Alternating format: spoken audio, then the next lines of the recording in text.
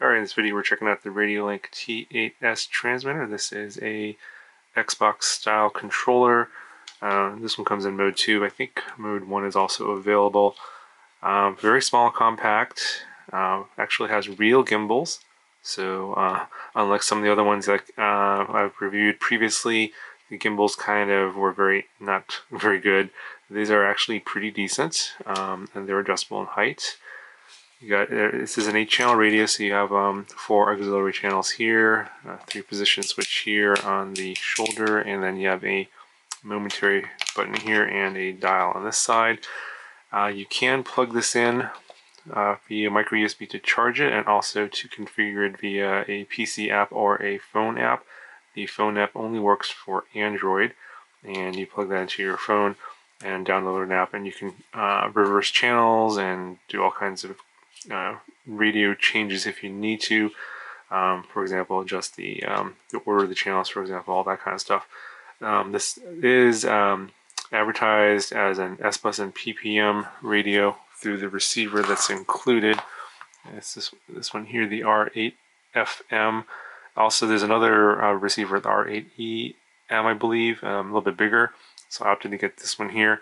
The receiver can do S-Bus and PPM, and you just switch it via this button here to, if you press the button twice within 1 second, it'll switch modes. And then if you long press the button, it will go into binding mode. It already comes pre-bound from the factory, so you don't have to do any of that.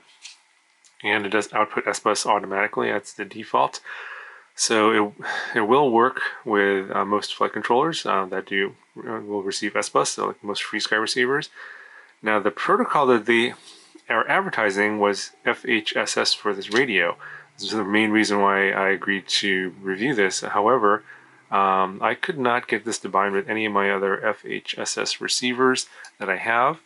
It only would work with this included receiver. So even though they were advertising this as an FHSS transmitter, it does not work on that protocol, at least for other receivers that I tried it with, would not bind.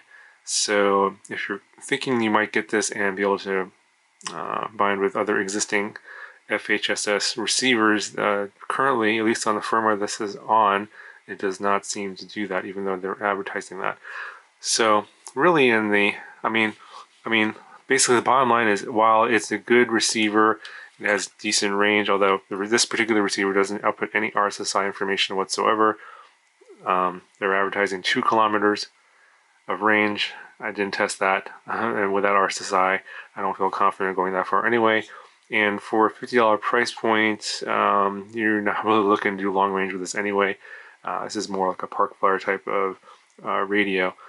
But even with all of those, positives, being a good controller and everything, without the ability to bind with other existing receivers, and you're only limited to this one type of receiver here, I really can't recommend this radio for anyone unless you know already that you're going to get into the hobby and you're just going to fly 1 or 2 drones, and you don't care about binding with any bind and fly drones out there. So most of the bind and fly drones out there are going to come either in FreeSky, FlySky, or Spectrum varieties. If it comes to the receiver, you're basically going to be limited to the plug-and-play versions of those drones and attaching your own receiver to that to use this radio.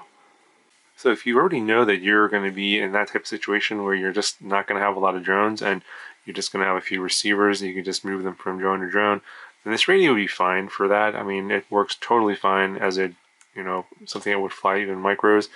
And as you can see, I'm flying it on a 5-inch, no problem. I mean, it works totally fine.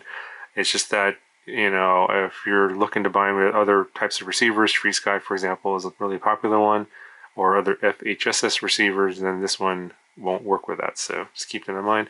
Otherwise, all the buttons, the controls, the gimbals, everything works great. It's got internal battery, so you can charge the internal battery, lasts about 4 to 5 hours. Yeah, I mean, there's nothing really negative about this in terms of functionality. It's just that you can't. It's just the ecosystem that you're tied to. You're just limited to this one type of receiver, which you're calling an FHSS receiver, but it's not. So basically it's completely proprietary at this point. Maybe later, if they upgrade the firmware to fix whatever this issue is that I'm having, and they're truly saying that it will work with other FHSS receivers, then I could possibly recommend that if you have other types of micros that have that kind of receiver. But yeah, otherwise, yeah, this is kind of like, yeah, this is a niche product basically. You already know that you want this. You're going to get that receiver, and you're going to use it only in specific types of drones. And maybe, you don't mind buying extra receivers and just being limited to this ecosystem. That's really the downside of this one. Otherwise, functionality wise, I think it works totally fine. It's just that you are limited to this particular receiver. Anyway, rambled on long enough about this. I'll go ahead and show you the flight footage, and you guys can decide if you think it's worth getting for about 50 bucks. There's definitely going to be more options out there. I have a beta FPV radio that is D16 or D8 compatible. You guys are probably interested in that one more than this one. I don't know the pricing on that one. You're probably seeing the picture of it on my Instagram, so check that out. That'll be coming out pretty soon. The one I have is a prototype, so I can't really make a video about it yet. But yeah, let me know if you have any questions about this one, and I'll talk to you guys in the next one. Alright, so I'm not going to be doing like a range test. It's, I don't know, advertised for 1 kilometer. I'm not going to go that far. I just want to get an idea of how it feels and if there's any sort of latency.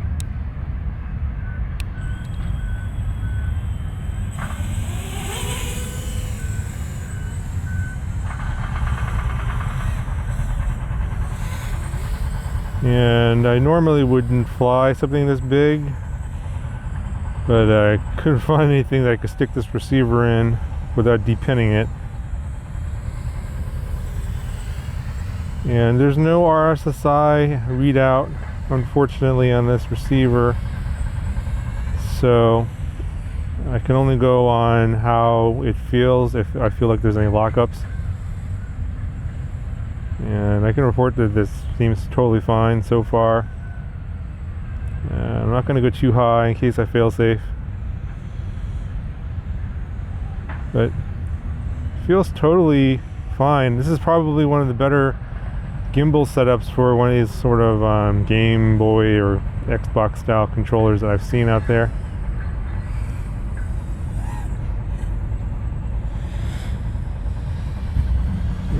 Quad's flying fine, no issues. Latency is fine.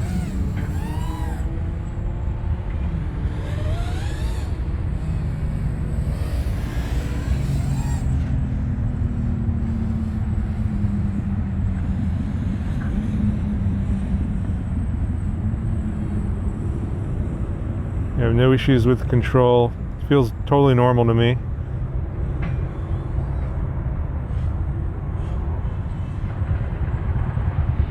Yep. This it's just me moving the sticks back and forth. I just want to see if I can feel any lockups. None so far. And let's get a little lower to the ground here. Absolutely fine. So no, I can't report anything about the range because I'm not going to do any like super far range test, and no RSSI readings. Kind of you never know how close you are to like just falling out of the sky, and even flying something around here. So I wouldn't actually put this on a 5-inch if I were you. I would recommend sticking to like a 3-inch or smaller if you can find space to stick the receiver. I would recommend also depinning the receiver that way, and also getting rid of like the heat shrink and all that. And unfortunately, as far as I can tell, this only works on this receiver, this controller. You can't use the FHSS protocol,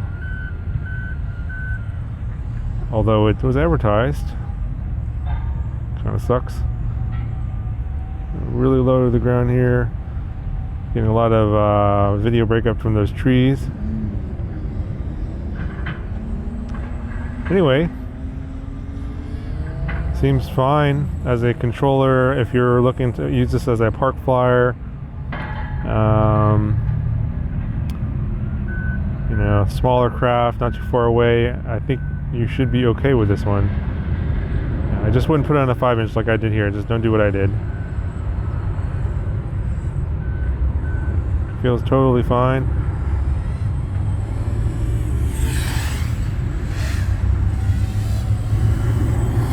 This is definitely one of the better gimbals that I've felt out of this type of controller, the game or Xbox style controller.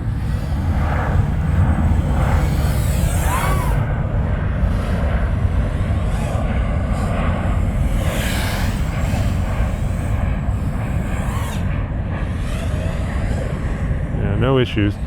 Anyway, guys, let me know what you guys think in the comments section. I'll talk to you guys in the next one.